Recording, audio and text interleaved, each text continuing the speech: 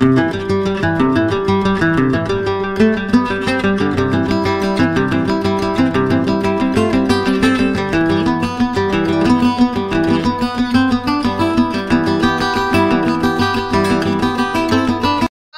আমরা কিন্তু একটা বনভোজনে চলে এসেছি আমার বন্ধুর বাড়িতে।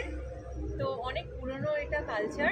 তো আজকে আপনাদের দেখাবো যে বনভোজনটা কেমন হয়, কেমন পরিবেশে, কেমন খাওয়া দাওয়া, কি কি থাকে, সবটাই আজকে তোমাদেরকে দেখাতে আছি। এবার পৌঁছবো সেখানে, তো দেখতেই থাকো, পুরো ভিডিওটা দেখতে থাকো। তো আমি কিন্তু বনভোজন নিয়ে খুবই এক্সাইটেড ছিলাম, কারণ বনভোজনটা কেমন হয় এটা কিন্তু আমার কোনোদিনই জানা ছিল না। আমরাই ফার্স্ট টাইম এখানে খেতে যাচ্ছি। এই হলো বলরামদার ইনভাইটেই আমরা এসেছি। তারপর আমরা গুটি গুটি পাই বলরামদের বাড়ি থেকে বেরিয়ে এই জায়গাটায় বনভোজনটা হচ্ছিল।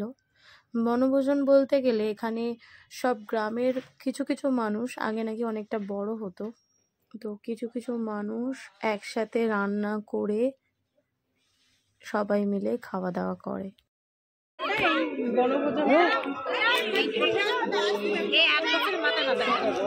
প্রতি বছর একবার করে। মানে এটা কত বছর ধরে এই পুজোটা মানে কয়েক পুরুষ ধরে চলছে। তো আমরা এখানে বেশ কিছু মানুষের কাছে জিজ্ঞাসাবাদ করে যেটা জানলাম যে এই বনভোজনটা অনেক দিন আগে থেকেই চলছে। তো আমরা একটু এগিয়ে গেলাম, কি রান্না করছে এখানে একটু ভিডিও করে দেখাতে চাইলাম। এটা আলুর ঝোল টাইপসের করছিল। যে যেমন পারে সে কিন্তু এখানে তেমনভাবে রান্না করে, আর এখানে অনেক লোকই প্রায় আসে। এই বনভোজনের নিয়ম হচ্ছে যে যেটা রান্না করবে সেটা আগে ভগবানকে নিবেদন করতে হবে, তারপরে সে সবাইকে সেটা দিতে পারবে। তো এখানে ইনি কিন্তু ওনার রান্না করে নিয়ে ভগবানকে দিয়ে প্রসাদটা তুলে নিচ্ছেন, আর এদিকে সবাই খেতে বসে গেছে। আমার কিন্তু বেশ ভালোই লাগছিল, কারণ এগুলো আস্তে আস্তে যেন কোথাও হারিয়ে যাচ্ছে। তো শেষমেশ আমাদের খাওয়ার পালা চলে এসে বলরামদা কিন্তু এখানে বস্তা পেতে আমাদের জন্য জায়গা করে রেখেছিল। আর এখানে কিন্তু কলা পাতাকে ভালোভাবে ধুয়ে রাখা হয়েছিল। তো ফাইনালি আমার পাতাটা চলে এসছে। এখানে আমরা 3 বোন কিন্তু খেতে বসে গেছি, দেখতেই পাচ্ছ। এবার পাতাটাকে আমরা খুব ভালোভাবে ধুয়ে নেব। এরপর গ্লাস দেওয়া হয়ে গেছিল আমাদের। ভগবানকে নিবেদন করা প্রসাদ আমাদের পাতে প্রথমেই চলে এলো। এরপর গরম গরম ভাত চলে এলো একদম।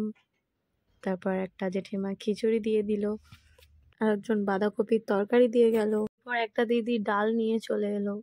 বেশ ভালোই লাগছিল। এখানে যে যত রকমের রান্না করেছে সবাই কিন্তু এসে এসে অল্প অল্প করে পাতে দিয়ে যাচ্ছে। তারপর আমি খাওয়া শুরু করে দিলাম। প্রথমে একটু আলু ভাজা নিয়ে নিলাম।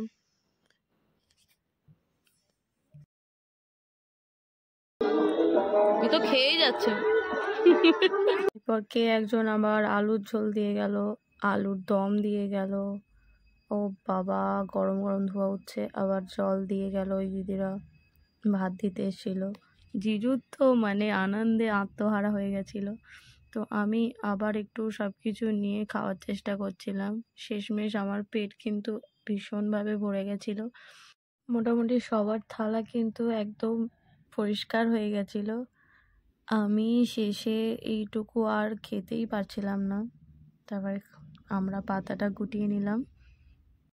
এরপর বলরাম দাদের বাড়িতে আমরা হাত ধুতে চলে গেছিলাম। তো এখানে গিয়েও একটা সমস্যার সম্মুখীন, কলে জল ছিল না। তারপর যাই হোক করে কলে আমরা জল ঢেলে জলটা তুলে নিলাম, তারপরে হাত ধুয়ে ওখান থেকে বেরিয়ে এলাম।